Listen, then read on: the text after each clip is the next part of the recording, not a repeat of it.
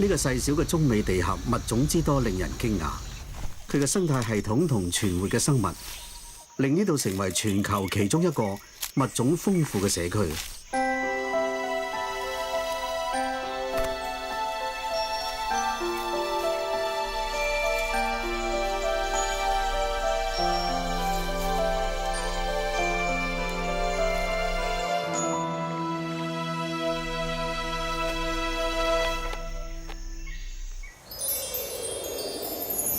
喺細小嘅空間裏邊，地形變化無盡。呢片土地一方面促進咗兩個大洲之間生物嘅移動同交流，另一方面佢同外間偏隔，亦容許新品種嘅出現。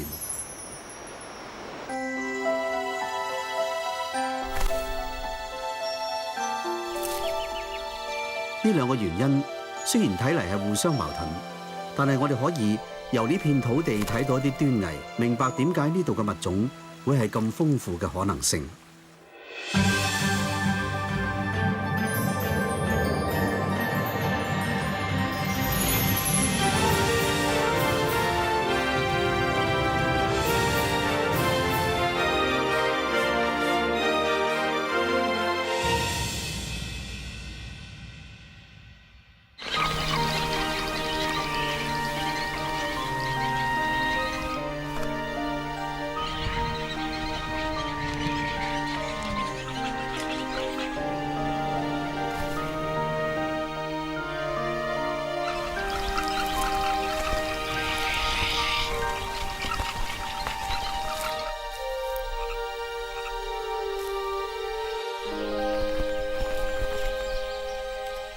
中美洲存在住截然不同嘅生態系統，容許好多品種嘅動植物存活，令到中美洲陸地橋成為一片物種豐富嘅土地。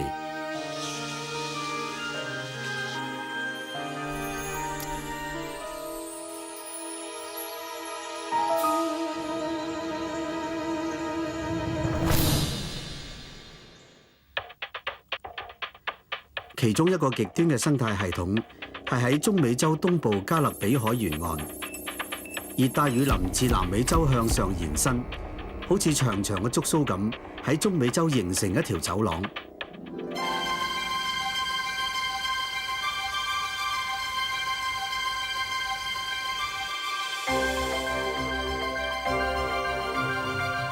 嚟自加勒比盆地嘅沉積物填滿呢區嘅巨型河流，形成一個小河同埋湖泊嘅網絡，令佢成為一座由流水同叢林建成嘅迷宮。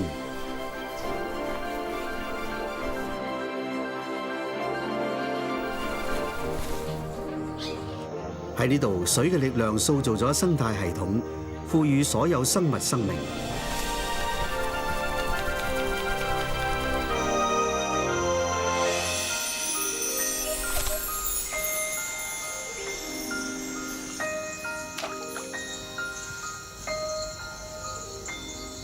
托土蓋羅低地經常流動嘅水連接兩個大洲嘅水中生態。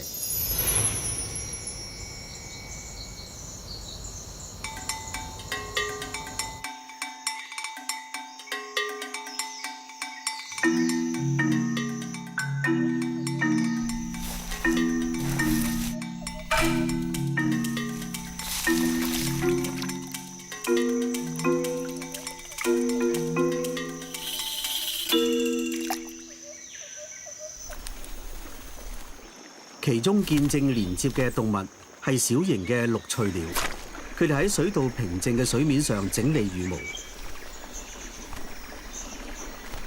托土蓋羅低地係少數可以睇到全部6種翠鳥一齊居住喺美洲嘅地方。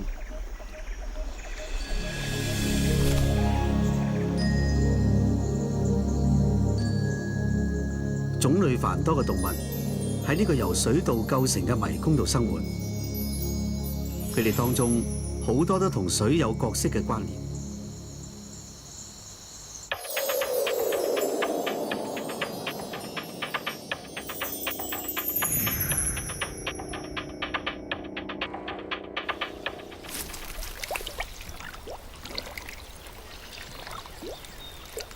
浣熊係分佈最廣嘅浣熊屬動物。佢哋喺整個北美洲居住，更延伸到中美洲，遠至巴拿馬。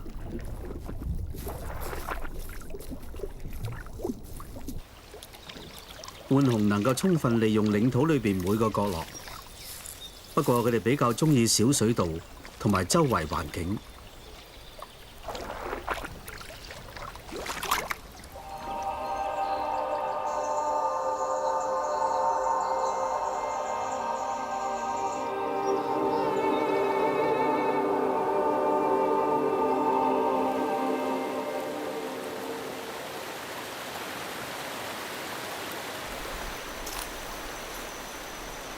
陸路同浣熊都有啲共通之處。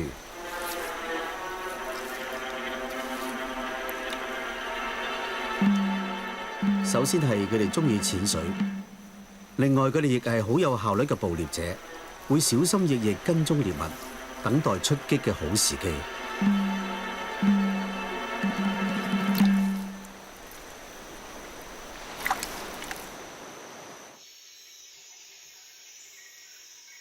陸路仲有另一個同浣熊相似嘅地方，佢哋好大程度上共用同一個繁殖地，兩者都生活喺北美洲濕地，一直沿中美洲陸地橋延伸到巴拿馬。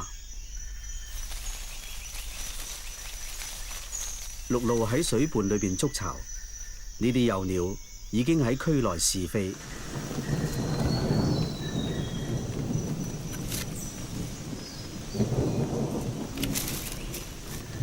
行雷閃電，係時候要返屋企。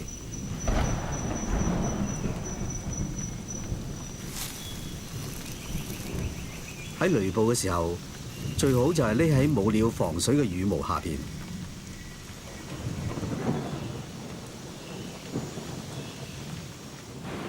雨水係維持呢個龐大嘅兩棲生態系統嘅關鍵。喺哥斯達黎加加勒比海海岸，雨水非常充足。每平方米土地每年平均降雨量接近6立方米，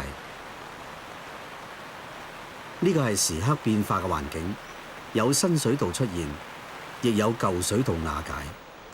呢片最新出現嘅土地，或者係全中美洲最有生命力。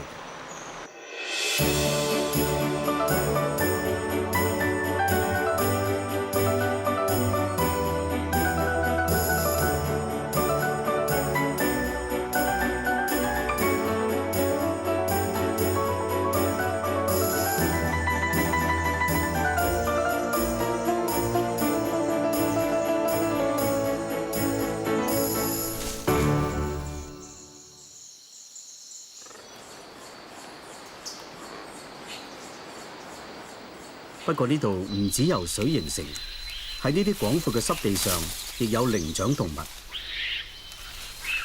第一批厚猴正係由南美洲嚟到呢度，最遠去到墨西哥南部。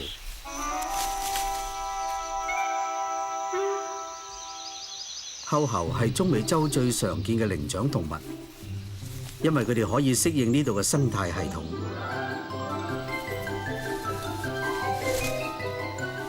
佢哋嘅出現完全有賴森林嘅存在。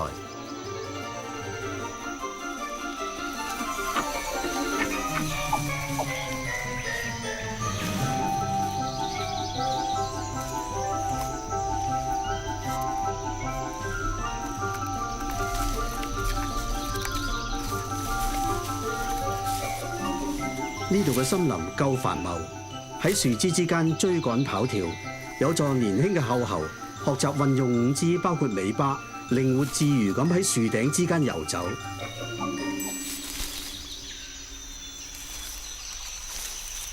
玩完遊戲之後，係時候食嘢補充體力。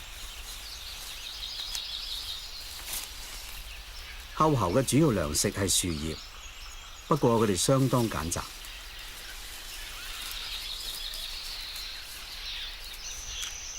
佢哋只會食個別品種最嫩嘅葉片，例如榕樹或者係南美叉葉樹。佢哋唔食老葉片，因為老葉片含有大量單寧同生物鹼，難以消化，甚至可能有毒。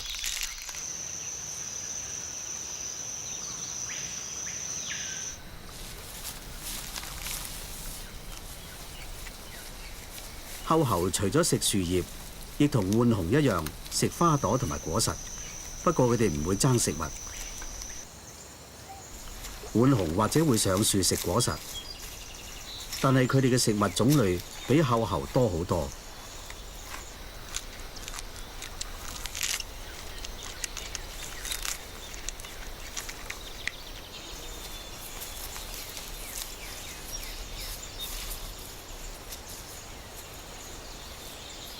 浣熊其實係雜食性動物，佢哋會小心咁捕捉小型嘅水中動物。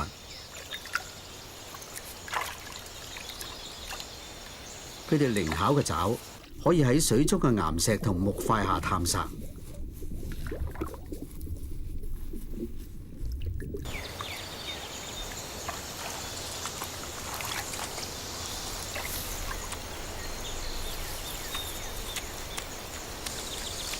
甲殼類，例如蝦同蟹，係佢哋最中意嘅食物。佢哋有好出色嘅捕捉甲殼類動物嘅技巧。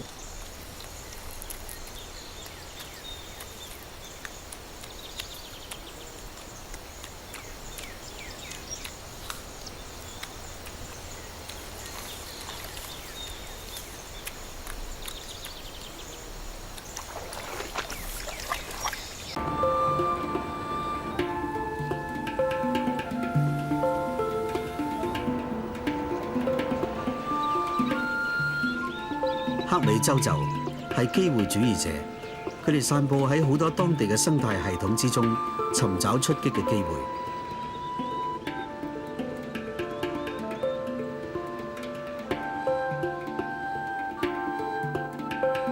乾旱嘅森林一啲都唔茂密，呢度樹木嘅高度唔及雨林嘅參天高樹。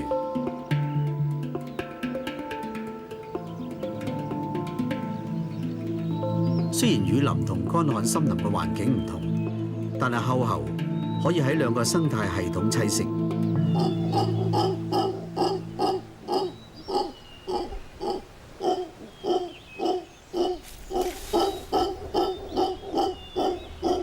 日出同黃昏嘅時候，雄性發出驚心動魄嘅叫聲，超過2公里外都可以聽到。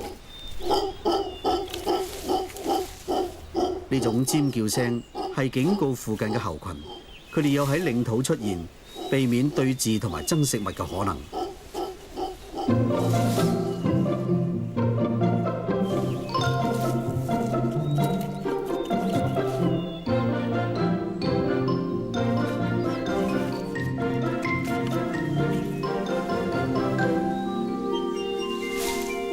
一群后猴唔多於20隻，包括成年嘅猴、年輕嘅猴同埋幼猴。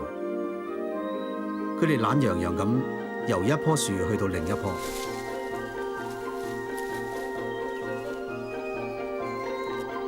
樹葉係后猴偏好嘅食物，佔佢哋飲食嘅超過60%。佢哋亦會揾果實嚟食。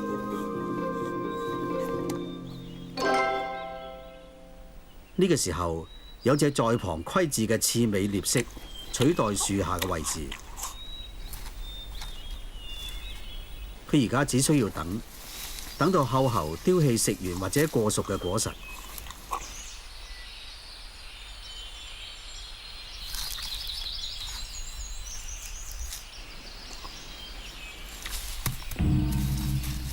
刺尾獵蜥年輕嘅時候，以食昆蟲同小動物為生，不過飲食習慣隨住成長轉變，直到成年，佢哋就會成為素食動物。呢啲巨型樣貌原始嘅蜥蜴喺呢片乾旱嘅森林好常見，佢哋嘅生境只係包括墨西哥西部到巴拿馬中部。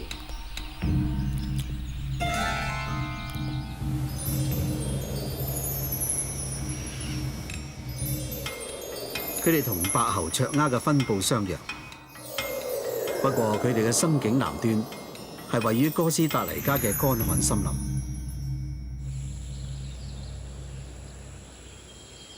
鳥類學家相信，呢啲卓鴉來自北方，同好多佔領呢啲高溫地區嘅動物一樣，包括松鼠。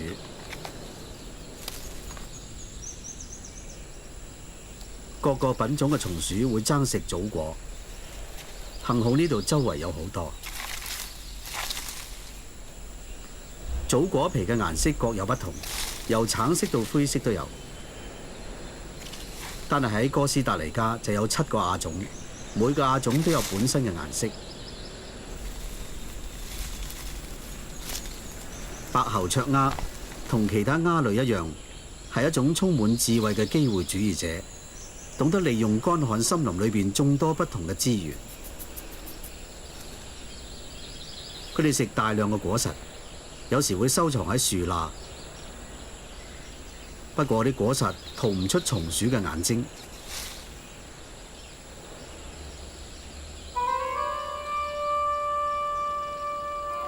雖然佢哋經證實具備相當智慧，但係仍然唔能夠理解一啲頗為簡單嘅處境。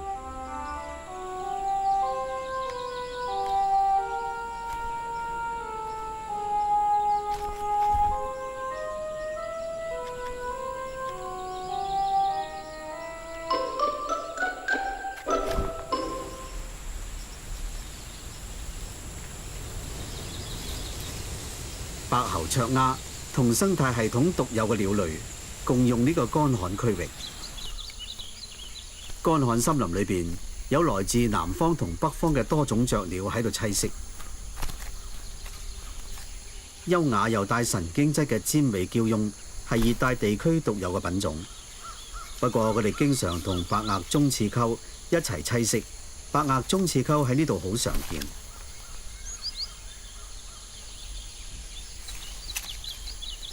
呢兩個品種嘅鳥都係食生長喺矮樹叢嘅果實。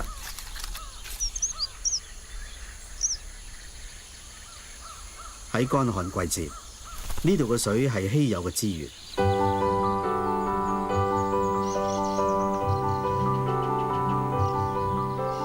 雨量減少嘅時候，當地嘅小村、河流同湖泊嘅水位都會下降。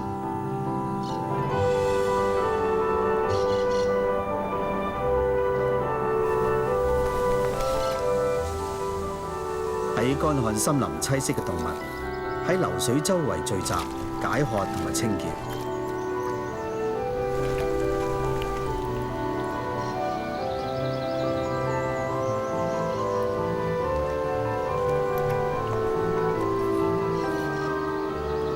黑尾洲鷙每日聚喺呢度清潔同埋梳理羽毛。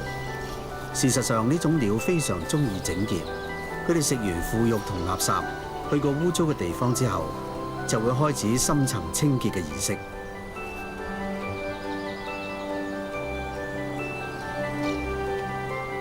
佢哋浸喺水裏邊曬日光浴，好有耐性咁展開雙翼，固定唔喐，直至乾透為止。同時，佢哋亦得到陽光照暖，陽光嘅射線亦可殺死積聚喺身上嘅細菌。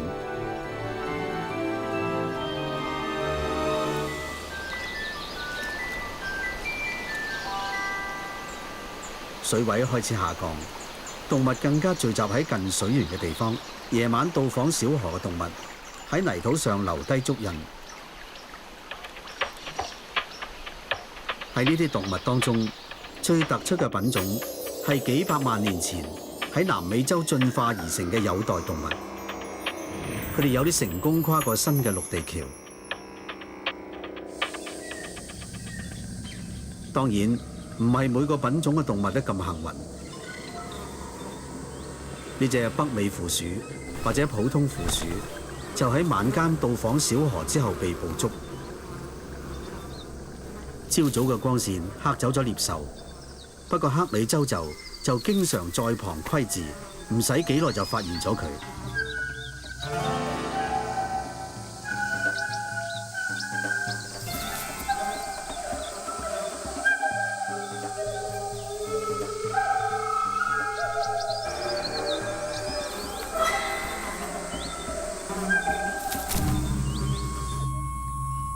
冇幾遠嘅地方，有隻年幼嘅負鼠匿埋咗。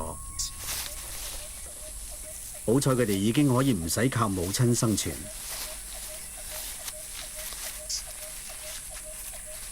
最細嘅一隻，嘗試爬上姐姐嘅背上，等姐姐孭佢。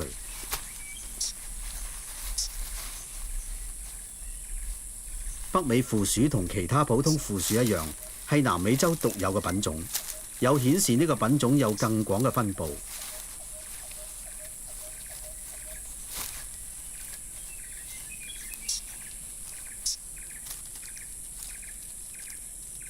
佢哋呢啲屬有袋動物，樣貌原始，滿口利齒。佢哋嘅樣貌睇嚟完全唔可怕。佢哋嘅主食係昆蟲同埋果實。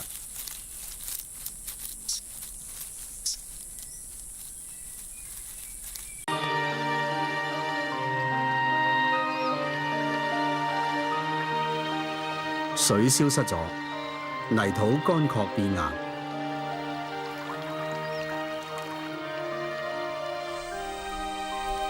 蝴蝶喺最後一片潮濕嘅泥土上聚集，吸收水分同鹽分。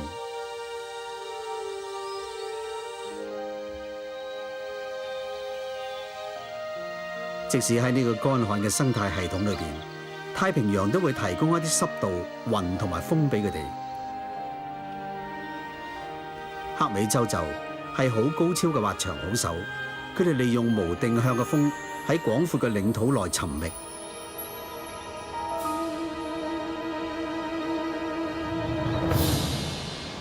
不過，佢哋嘅飛行本領仍然未能夠同幾種海鳥相比。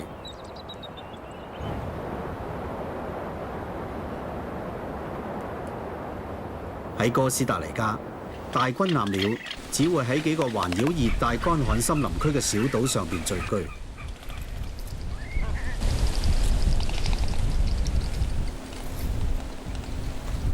喺交配季節嗰陣，佢哋嘅群落會有好多幼鳥同成年嘅鳥，佢哋投入熱烈嘅社交活動。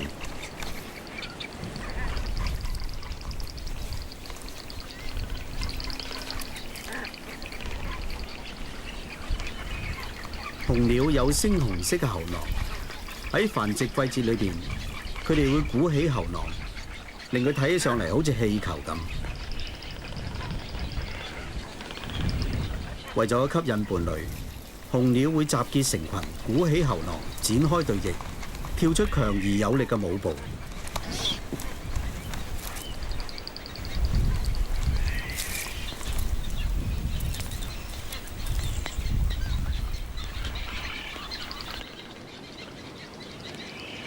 佢哋揾到交配對象之後，會孵化一隻巨型嘅鳥蛋，同時觀察發情中嘅同類。佢哋嘅生態環境角色同黑美洲鷲類似，不過佢哋嘅行動只限於海洋生態系統。佢哋亦有海盜之名。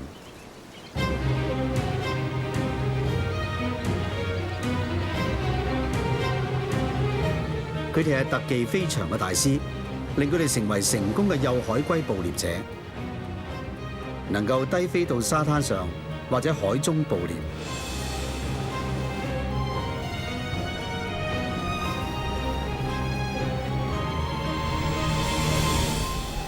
不過小海龜而家仲未係時候孵化。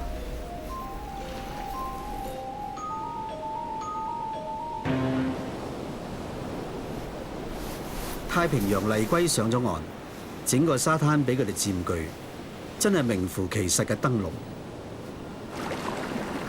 呢種海洋生物決定征服一片狹長嘅陸地。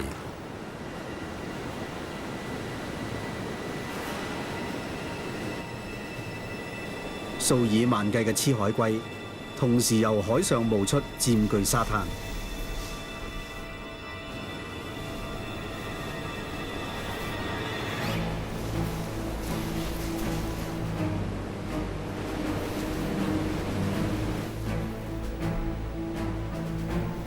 每隻雌海龜同一任務就係挖一個巢穴，埋大約100隻蛋。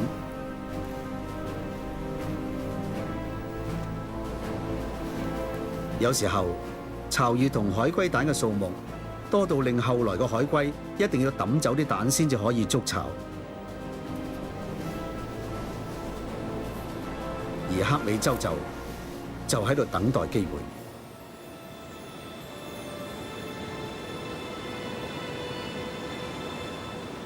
佢哋四處窺視，等到有海龜將其他海龜埋咗嘅蛋抌出嚟。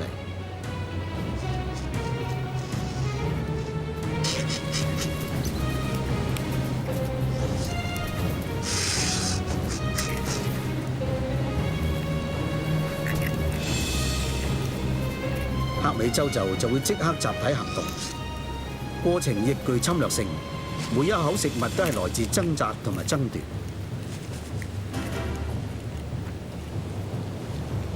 佢哋發出嘰哩咕嚕嘅怪聲，爭取食下一隻蛋。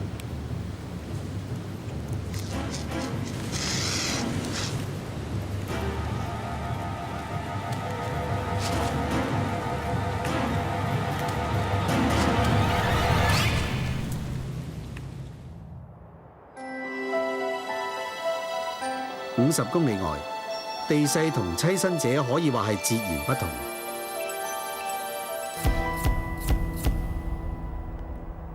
加勒比海平均溫度係攝氏26度，而太平洋乾旱嘅森林就有攝氏28度。不過喺中央山脈之巔，全年平均溫度只有攝氏10度。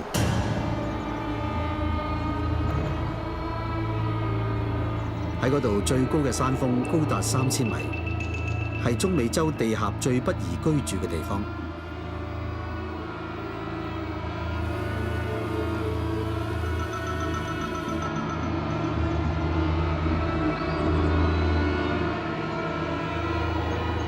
雲經常遮蔽陽光，令氣候清涼。當雲滿布天空，溫度隨即出現急劇變化。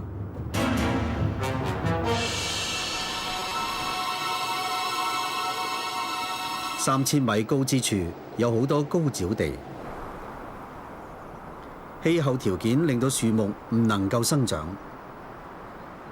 只有多刺嘅蟻蟲，仲有生喺地面嘅小灌木。地勢稍為下降，即刻大有變化。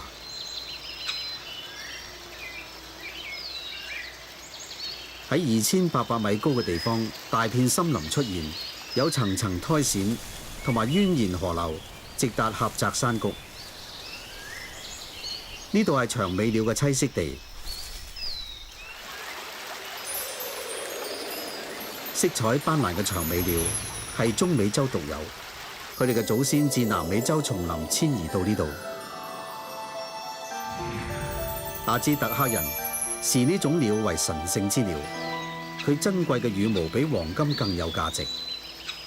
長尾鳥每日花好多時間喺山中叢林裏邊，不過同雲霧林嘅關係就時有時無。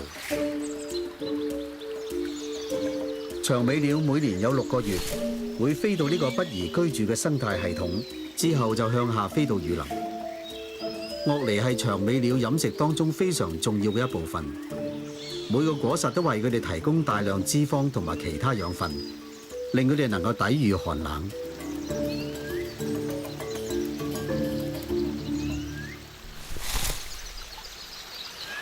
翠綠嘅小巨嘴鳥喺樹枝之間四處尋找最熟嘅果實。雖然佢哋發現要吞果實唔係一件容易嘅事，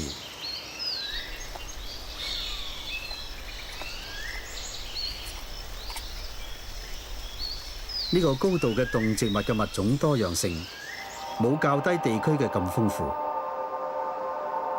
不過呢度獨有嘅品種數量就反而多好多。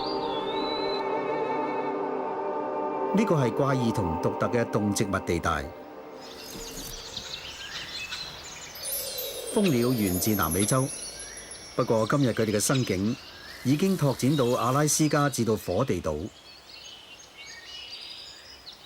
佢哋沿住中美洲陸地橋向北遷移，不過數量仍然以熱帶地區多好多。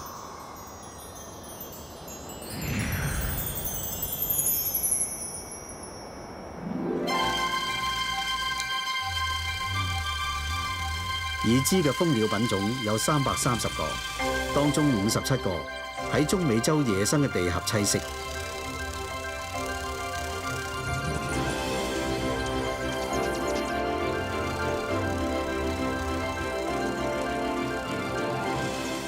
佢哋一定要食大量高能量嘅花蜜先至可以生存。正因為咁，蜂鳥體型雖然細小，不過佢哋嘅生活非常活躍同埋忙碌。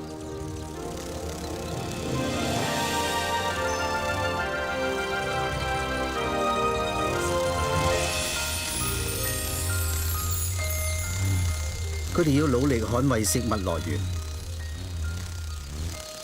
雄鳥有明亮搶眼嘅羽毛，佢哋喺樹枝上面棲息，可以好好監察領土，驅趕企圖分享食物來源嘅不速之客。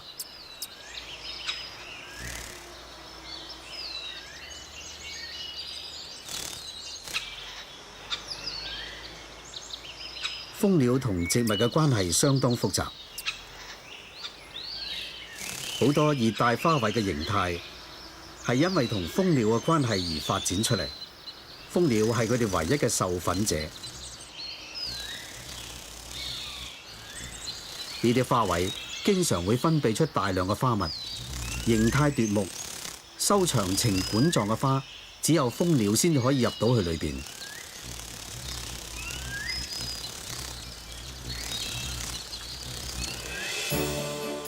蜂鳥對山區生態系統嘅植物傳播有重要嘅作用，因為低溫度令到昆蟲同埋蝙蝠唔能夠參與呢個關鍵嘅過程。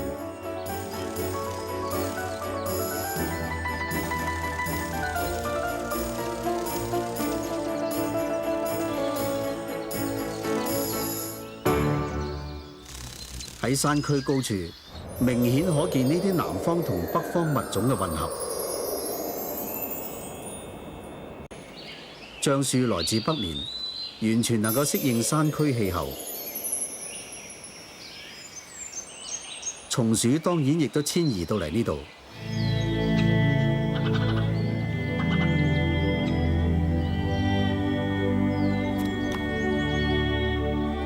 離群獨居嘅紅尾松鼠，基本嘅飲食包括橡樹上邊嘅橡子。有好多橡樹喺較高地區嘅部分森林度出現，樹葉細塊而粗糙。呢度嘅氣候經常有變，溫度喺幾小時之間可以上升或者下降10度。喺冇咁難捱嘅幾個月，長尾鳥會飛到橡樹，雌鳥會喺樹上築巢。好多品種嘅鳥喺樹上居住。高山睇嚟就好似一個孤島。高山上嘅棲息者，佢哋深明喺天晴嘅時候，盡量享受陽光嘅道理。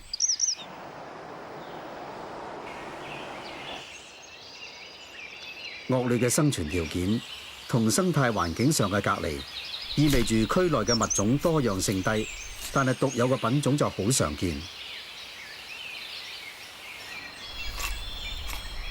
被孤立喺山巔嘅動物進化出新品種，佢哋只會喺巴拿馬同哥斯達黎加之間棲息。咁樣嘅例子有黃畫雀，佢哋經常喺矮叢間行走。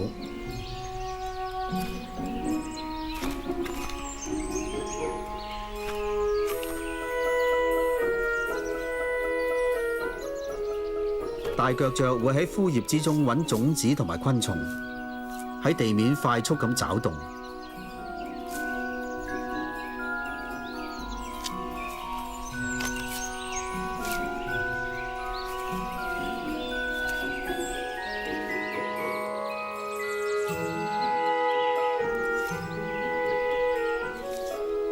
優雅罕見嘅長尾絲鶲喺矮叢頂端嘅枝幹上四處巡視尋找，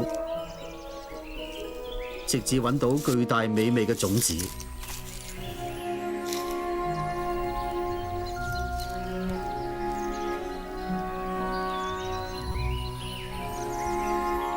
佢哋再飛落山，溫度上升，雨林更加茂密多變。位於海拔1400米嘅蒙特維多，平均溫度可以高達攝氏19度。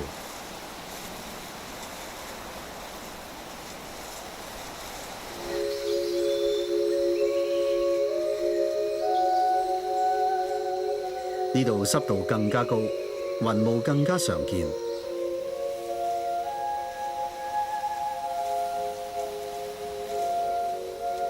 攀援植物喺樹枝上生長，築成一座空中花園，植物之多無可比擬。好多喺呢個生態系統出現嘅植物品種，原本喺南美洲叢林中最常見。苔類、鳳梨科同埋蘭花佔據呢度每一寸空間。個雨林裏邊就有1200個不同品種嘅蘭花。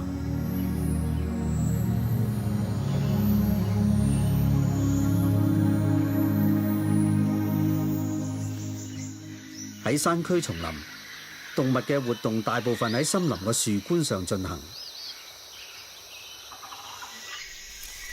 佢哋根本唔需要落去臨床，連飲水嘅時候亦都唔需要。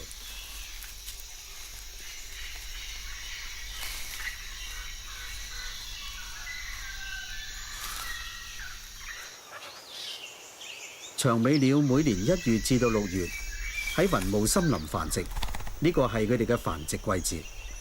喺呢度，佢哋同高山上有明顯分別嘅動物王國一齊生活。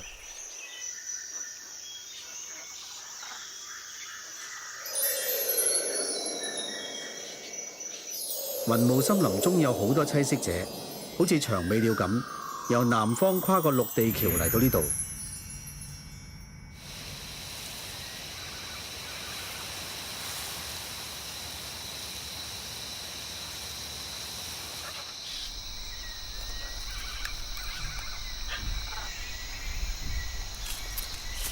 雖然樹懶行動緩慢，但係講到繁殖，佢哋可以話係非常成功，令佢哋嘅棲息地擴充到全中美洲。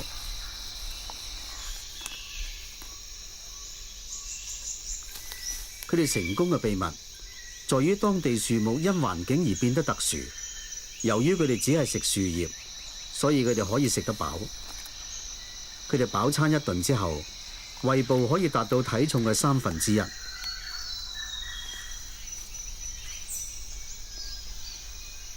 佢哋具有唔俾捕獵者察覺嘅本領，食物資源方面亦都冇競爭對手。呢啲因素容許佢哋佔據由熱帶雨林覆蓋嘅領土，並且一直向北拓展。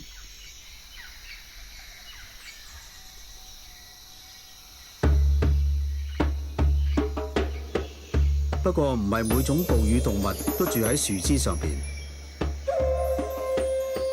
巨型嘅叢林熱齒動物喺地面行走，取盡佢哋所需嘅資源。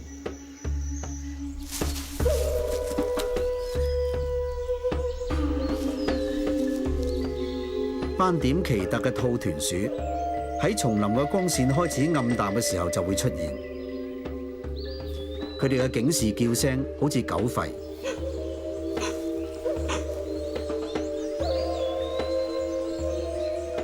雖然佢哋身形肥胖、四肢短，但係行動非常靈活迅速。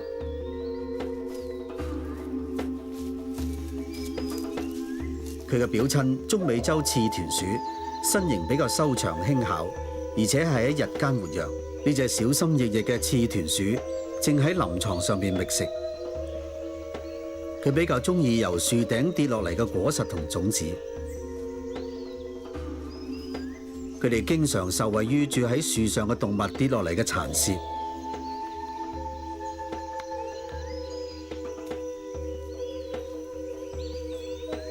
每一種喺陸地橋棲息嘅動物，由中美洲刺豚鼠到長尾鳥，各有引人入勝嘅故事，同連接南北美洲嘅陸地橋息息相關。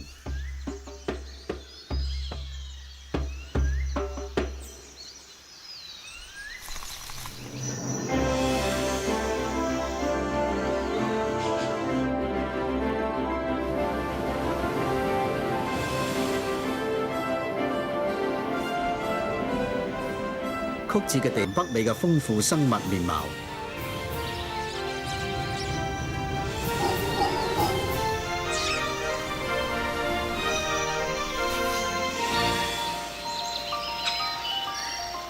中美洲狹窄而且面積細小，不過非常豐富複雜。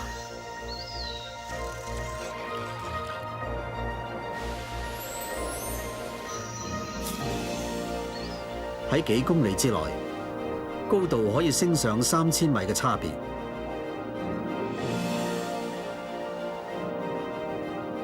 兩邊觸及全球2個大海洋，並且由熱帶雨林、河流、濕地同乾旱森林覆蓋，形成驚人嘅生態系統網絡。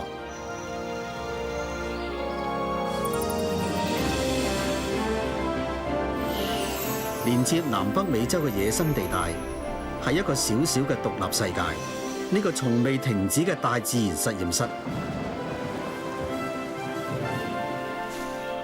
亦有佢微小、有限同脆弱之處。